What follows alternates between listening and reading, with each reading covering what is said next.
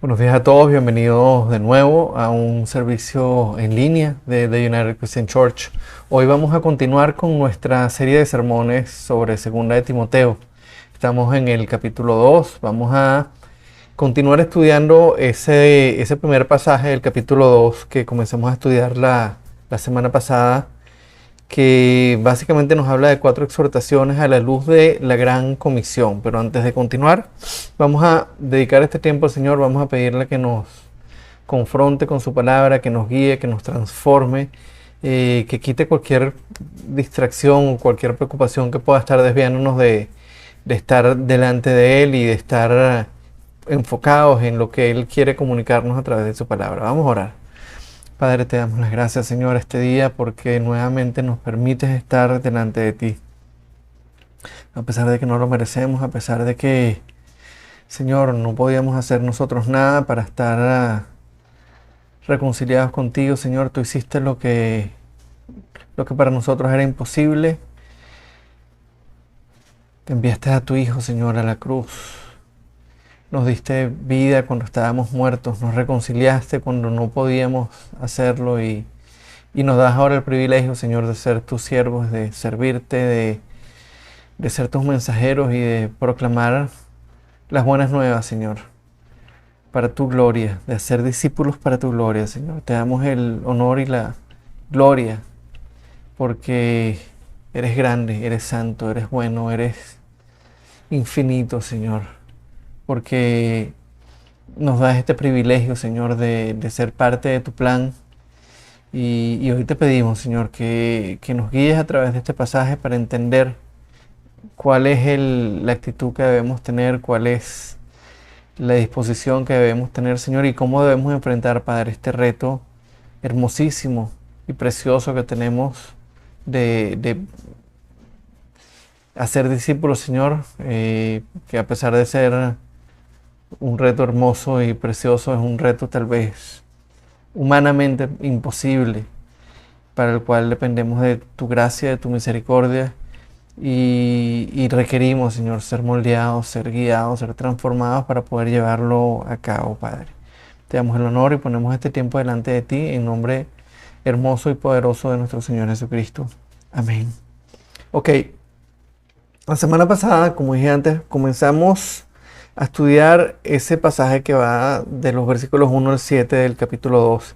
Y ahí, como dijimos, Pablo, hace 4 exhortaciones a Timoteo a la luz de la gran comisión. Y son 4 exhortaciones que son válidas no solo para Timoteo, sino para cada uno de nosotros como discípulos de Cristo, porque básicamente el llamado de todos y cada uno de nosotros es hacer discípulos para la gloria de Dios, hacer discípulos de todas las naciones para la gloria de Dios. Hoy vamos a continuar la exposición de este pasaje. Vamos a leer nuevamente allí en el capítulo 2, vamos a leer el pasaje completo de nuevo, los versículos 1 al 7. Segunda Timoteo, capítulo 2, versículos 1 al 7. Y la palabra de Dios dice así: Así que tú, hijo mío, fortalécete por la gracia que tenemos en Cristo Jesús. Lo que me has oído decir en presencia de muchos testigos, encomiéndalo a creyentes dignos de confianza, que a su vez estén capacitados para enseñar a otros. Comparte nuestros sufrimientos como buen soldado de Cristo Jesús. Ningún soldado que quiera agradar a su superior se enreda en cuestiones civiles. Asimismo, el atleta no recibe la corona de vencedor si no compite según el reglamento. El labrador que trabaja duro tiene derecho a recibir primero parte de la cosecha. Reflexiona en lo que te digo y el Señor te dará una mayor comprensión de todo esto. Ok, antes de estudiar la tercera y la cuarta exhortación que tenemos en este texto, vamos a comenzar recordando brevemente cuáles fueron las 2 exhortaciones que vimos el domingo pasado. En primer lugar, fortalécete por su gracia. La primera exhortación, fortalécete por su gracia. Dicho de manera sencilla, la única manera de llevar adelante la vida cristiana, la única manera de producir frutos para el reino de Dios es descansando en su gracia, descansando en la gracia que tenemos en Cristo Jesús. Pero no hay manera de descansar en su gracia si no estamos continuamente recordando cuál es nuestra condición como pecadores, de dónde y cómo fuimos rescatados, quién fue el que nos rescató, por qué lo hizo y quién es el que nos mantiene firmes en la fe a pesar de todas nuestras fallas, a pesar de todas nuestras debilidades, a pesar de que seguimos teniendo una naturaleza caída que nos arrastra y que nos inclina hacia el pecado. Fortalecernos por su gracia, fundamentalmente, se basa en estar continuamente recordando las buenas nuevas, continuamente recordando el Evangelio. La segunda exhortación que vimos la semana pasada, disponte a edificar a otros. Y a diferencia de lo que probablemente muchos cristianos pueden pensar, la tarea de edificar la iglesia no pertenece a unos pocos siervos de Dios, siervos especiales que han sido llamados de manera particular para edificar el cuerpo. Cada verdadero discípulo de Jesucristo está llamado a hacer más discípulos y a ser partícipe en enseñarles a esos discípulos a obedecer todas las cosas que Cristo nos ha enseñado a nosotros. La gran comisión no es para un pequeño grupo. La gran comisión, que incluye el hacer discípulos y enseñarles a obedecer, recae sobre cada uno de nosotros. Y en mayor o menor medida todos tenemos el mismo llamado. Ahora, pensando en estas dos primeras exhortaciones de fortalecernos en su gracia y disponernos a edificar a otros, vamos a continuar ahora con la tercera exhortación del pasaje, que es: persigue la santidad a toda costa. Permítanme leer nuevamente los versículos 3 al 6. Comparte nuestros sufrimientos como buen soldado de Cristo Jesús. Ningún soldado que quiera agradar a su superior se enreda en cuestiones civiles. Asimismo, el atleta no recibe la corona de vencedor si no compite según el reglamento. El labrador que trabaja duro tiene derecho a recibir primero parte de la cosecha. Ok, lo primero que debemos entender es que la santidad no es sinónimo de una moralidad perfecta. Una persona moralmente correcta no es necesariamente una persona santa. El llamado bíblico a la santidad es un llamado a vivir apartados para Dios. Es un llamado a vivir para Él, en función de su voluntad, en función de sus deseos. Es un llamado a hacerlo todo para su gloria. En pocas palabras, el llamado a la santidad implica pertenecer en cuerpo y alma a nuestro Señor. Hemos sido comprados por su sangre, hemos sido comprados por la sangre de Cristo y por ende ya no somos los dueños de nuestro cuerpo, de nuestro tiempo, ya no somos los dueños de nuestras acciones, de nuestros deseos. El mismo Pablo lo definió de manera muy clara y muy precisa en 1 Corintios, en el capítulo 6, versículos 19 y 20, cuando dijo: ¿acaso no saben que su cuerpo es templo del Espíritu Santo, quien está en ustedes y al que han recibido de parte de Dios? Ustedes no son sus propios dueños, fueron comprados por un precio. Por tanto, honren con su cuerpo a Dios. Ahora, hay que entender algo. Si bien el llamado a la santidad tiene consecuencias para nosotros, consecuencias maravillosas para nosotros, no solo en la vida eterna, sino también acá en este tiempo, también lleva implícito un alto precio para cada cristiano. Y aun cuando el llamado a ser santos es un llamado hecho de manera general a todo el pueblo de Dios, hemos sido llamados a ser una nación santa, la disposición a pagar el precio por la santidad es individual. Amados, la responsabilidad en la búsqueda de la santidad recae sobre cada uno de nosotros. Ahí en los versículos 3 al 6 que acabamos de leer, Pablo nos da básicamente 3 ejemplos que nos ilustran de una manera muy clara el precio que debemos pagar por perseguir la santidad y los beneficios que conlleva el tener éxito en esa búsqueda de la santidad. Y vamos a revisar un momento esos 3 ejemplos, esas 3 ilustraciones que Pablo nos da. La primera, el soldado que agrada a su superior. Pablo dice: comparte nuestros sufrimientos como buen soldado de Cristo Jesús. Ningún soldado que quiera agradar a su superior se enreda en cuestiones civiles. En esta primera ilustración, la motivación del soldado es agradar a su superior, pero para que eso ocurra, el soldado no puede enredarse en cuestiones civiles. Él no es un ciudadano común. Un soldado no es un ciudadano como cualquier otro, no es un ciudadano común y corriente, no es un civil como todos los que no forman parte del ejército. Él forma parte de una organización separada del resto del mundo, de una organización con una misión y un propósito diferente. Su vida depende de lo que el ejército le provee y sus actividades, todo lo que él hace en el día a día está dictaminado por lo que sus superiores determinan. Los sitios a los que va y las tareas que desempeña están dictaminadas por lo que los superiores en el ejército determinan. Ahora, para ser un buen soldado, su vida entera debe estar alineada con los objetivos del ejército. Si no es así, ese soldado va a vivir en un conflicto permanente entre sus propios planes, entre sus propios deseos, entre sus propios intereses y los planes que sus superiores han determinado para él. En definitiva, un soldado que no está comprometido al 100% con el ejército, es un soldado que vive una lucha continua entre sus deseos y las órdenes que le han dado, y por ende no es un soldado confiable.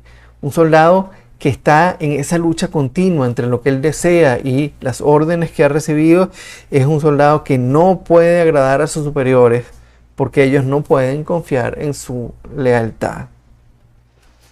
Hermanos, de la misma manera, veamos esta ilustración. Un cristiano que no esté al 100% comprometido con los principios y los valores del reino de los cielos y que no vive en función de los planes de Dios, será como ese soldado que vive dividido entre lo que él mismo quiere para su vida y lo que Dios quiere hacer a través de él. Y un cristiano así no es un soldado que agrada a Dios. Un soldado así es un soldado inconstante que trata de servir a Dios y agradar al mundo al mismo tiempo. Y esas dos cosas no son compatibles. Un buen soldado, hermanos, de Cristo Jesús, debe estar dispuesto a pagar el precio de ser rechazado por lo que cree, de ser rechazado por predicar el Evangelio y de renunciar a sus propios planes y de renunciar a sus propios deseos en función de los planes y de la voluntad de Dios. Ahora, como hemos venido hablando y estuvimos hablando el domingo pasado, para que esto ocurra, ese soldado debe estar fortaleciéndose continuamente por la gracia de Dios. Ese soldado tiene que estar recordando continuamente quién es él realmente, de dónde fue rescatado y cuál fue el precio que Jesús pagó por su rescate. Vamos a la segunda ilustración que hace Pablo, el atleta que recibe la corona. Dice ahí en este segmento, asimismo, el atleta no recibe la corona de vencedor si no compite según el reglamento. En esta segunda ilustración, Pablo nos recuerda que un atleta que hace trampa es descalificado y no recibe la medalla de vencedor. Y ahora, cuando pienso en esto, recuerdo un caso muy famoso, es el caso de Lance Armstrong, un ciclista muy conocido que después de haber ganado muchas veces el Tour de Francia, fue descubierto en las pruebas antidoping. Y resulta que este hombre estuvo haciendo trampa por años. Ganó muchas veces una de las carreras ciclísticas más importantes del mundo haciendo trampa. Y nunca fue realmente lo que la gente creía. Él se hacía pasar por un hombre que entrenaba muy fuerte, se hacía pasar por un hombre que había además salido del cáncer, era un sobreviviente del cáncer y era un ejemplo a seguir por muchísimas personas, y resulta que estaba haciendo trampa. Era un hombre que, lejos de ser ese sobreviviente de cáncer, ese héroe que la gente pensaban que él era y esa persona a la que muchos jóvenes querían imitar, era un tramposo y un mentiroso que se jactaba de su capacidad física cuando en realidad estaba compitiendo de manera desleal, estaba haciendo trampa y vivía ocultándolo.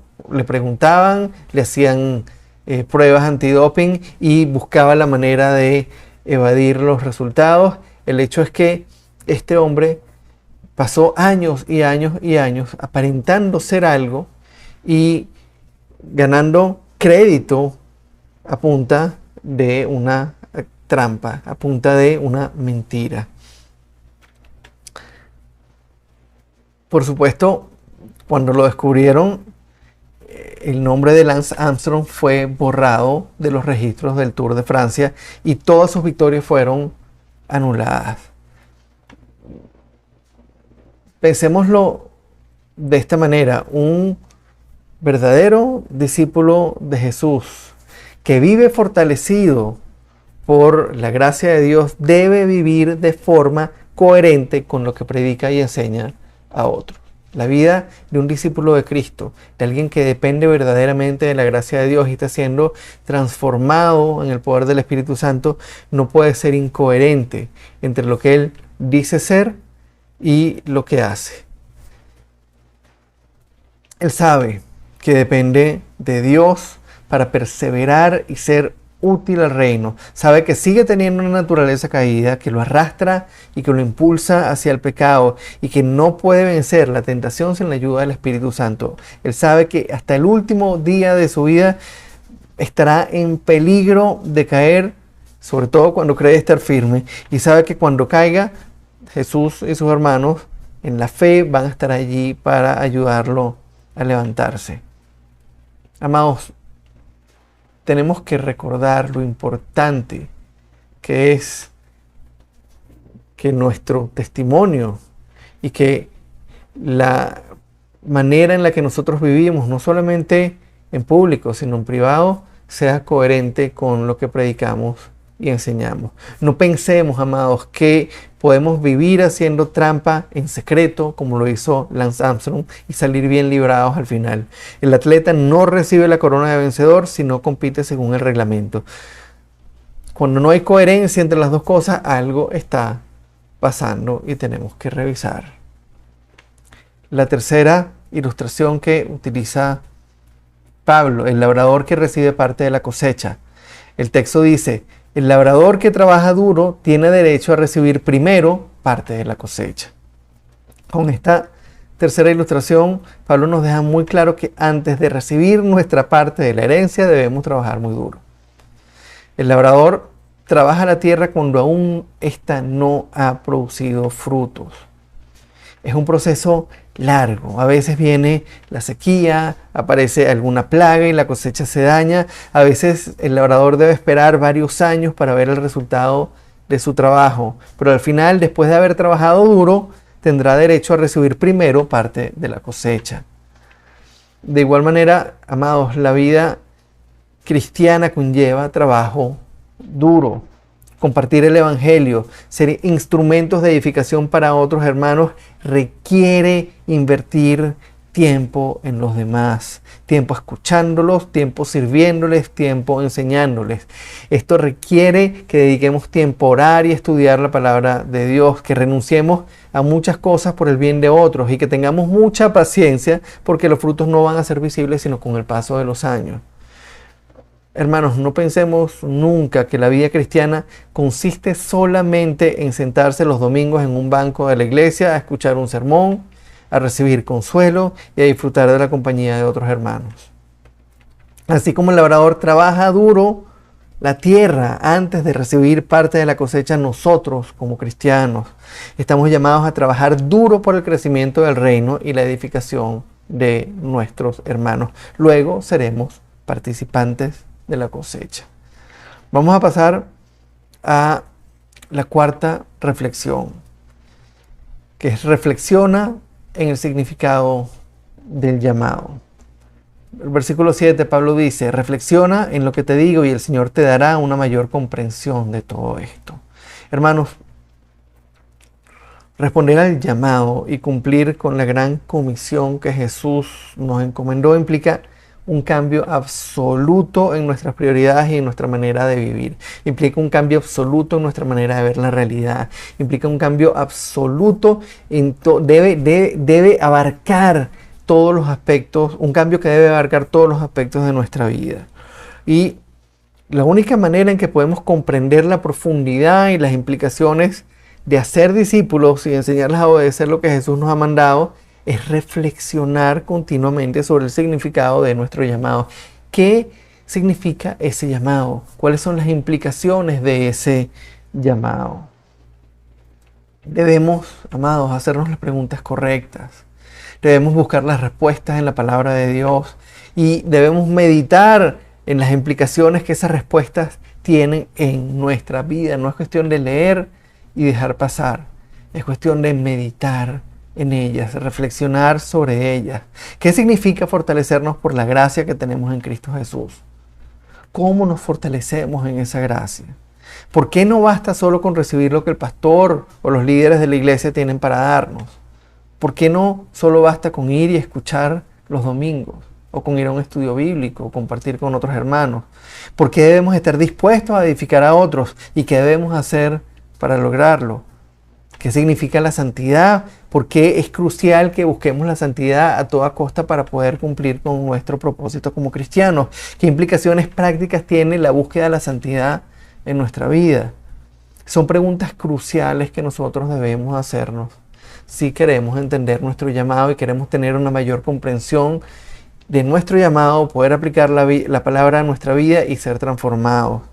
Y una manera directa de comenzar a reflexionar sobre estas cosas es tomando el pasaje que hemos estado estudiando estas 2 semanas y meditar en él una y otra vez. Leerlo una y otra vez, segmentarlo como hemos hecho en estos 2 sermones, meditar en cada una de estas exhortaciones, hacer las preguntas correctas, analizarnos a la luz de ellas. Ahora, no pensemos que el proceso acaba allí. Hermanos, si de algo podemos estar seguros es de que vamos a pasar el resto de nuestra vida comprendiendo los diversos aspectos de nuestro llamado y aprendiendo a vivir para cumplir la gran comisión. Es algo que no vamos a hacer porque escuchamos un sermón, es algo que no vamos a aprender en su totalidad porque escuchamos un mensaje o porque leímos una vez un pasaje. Es algo que nos va a tomar el resto de nuestra vida. Si hay algo que como cristianos no debemos parar de hacer, es escudriñar las Escrituras, es preguntarle al Señor cómo se aplica a nuestra vida lo que Él ya reveló en la Biblia. Señor, ayúdanos a entender cuáles son las implicaciones del llamado que nos has hecho. Ayúdanos a entender, Señor, cuáles son las implicaciones para nuestra vida de ese llamado a ser discípulos para tu gloria. Amados, nuestro estudio de la palabra y nuestra vida en oración deben llevarnos a una comprensión cada vez más profunda de las implicaciones que tiene ser discípulos para la gloria de Dios y deben llevarnos a un deseo cada vez mayor de responder a nuestro llamado fortalecido por la gracia de Dios.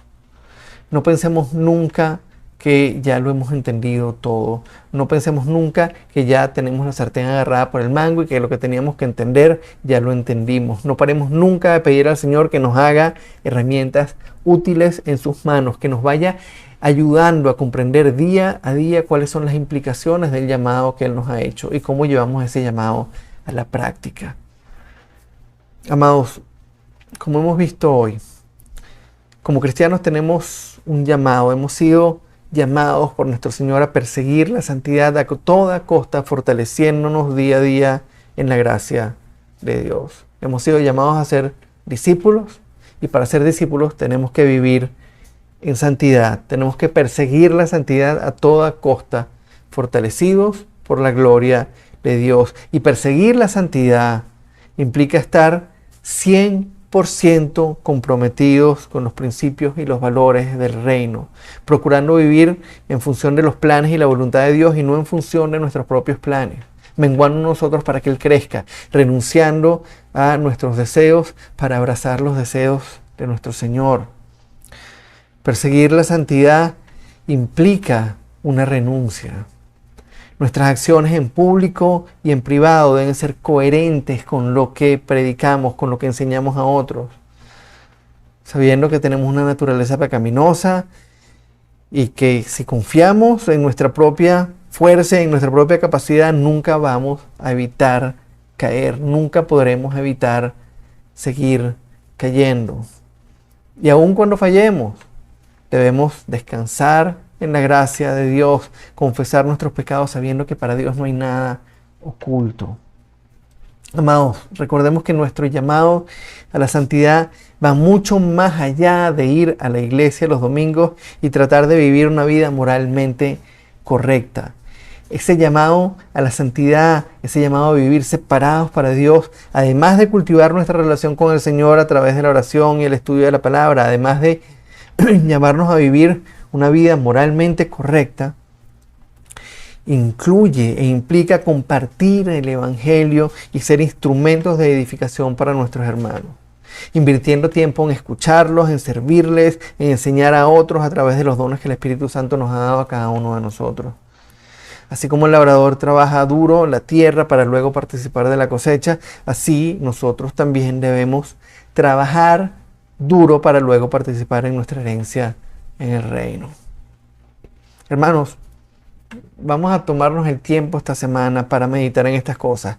Reflexionemos en el significado y en las implicaciones de nuestro llamado a ser discípulos. Y pidamos al Señor que nos lleve de la mano cada día para que seamos instrumentos útiles y dispuestos en sus manos. Vamos a orar. Padre, te damos las gracias por el privilegio, Señor, que nos has dado. No solo de ser miembros de tu familia, no solo de ser miembros de tu reino, sino de ser participantes de tu plan, Señor. El privilegio que nos has dado de ser instrumentos para que otros te conozcan, de ser instrumentos para edificar a otros, de ser los mensajeros de esas buenas nuevas, Señor, que tienen el poder para sacar a las personas de las tinieblas y llevarlas a tu luz admirable. Señor, te pedimos que nos lleves de la mano, que nos ayudes, Señor, a vivir persiguiendo, anhelando la santidad. Que nos ayudes, Padre, a ser como esos soldados que no se enredan en las cuestiones civiles, como esos soldados que quieren agradar a su superior, a su oficial superior, y que se enfocan en lo que el ejército quiere.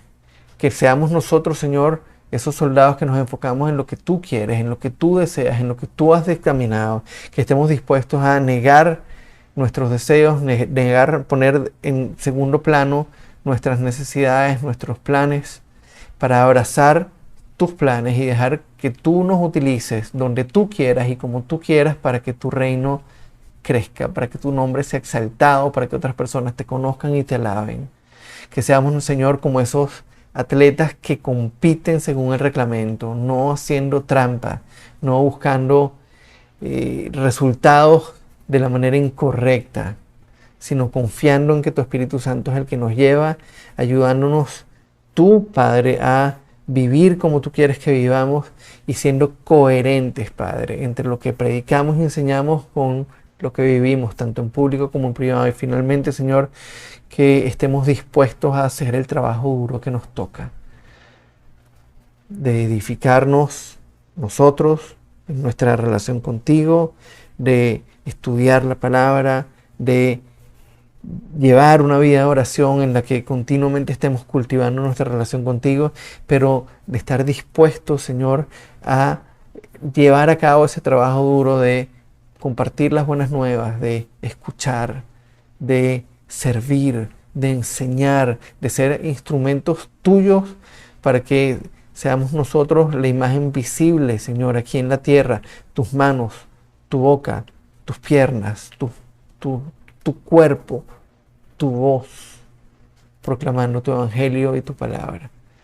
Te damos el honor, te damos la gloria y pedimos, Padre, en nombre de nuestro Señor Jesucristo, te pedimos en nombre de Jesús que hagas de nosotros cada día siervos más fieles, siervos más comprometidos y siervos más dispuestos a dejar el todo por el todo para tu reino, sabiendo que nuestra herencia está segura y que nuestro tiempo aquí tiene el propósito de glorificar tu nombre frente a las naciones, de que nuestro llamado es a ser discípulos de todas las naciones para tu gloria. Te damos las gracias, te damos el honor y te bendecimos, Padre, en el nombre hermoso y poderoso de nuestro Señor Jesucristo.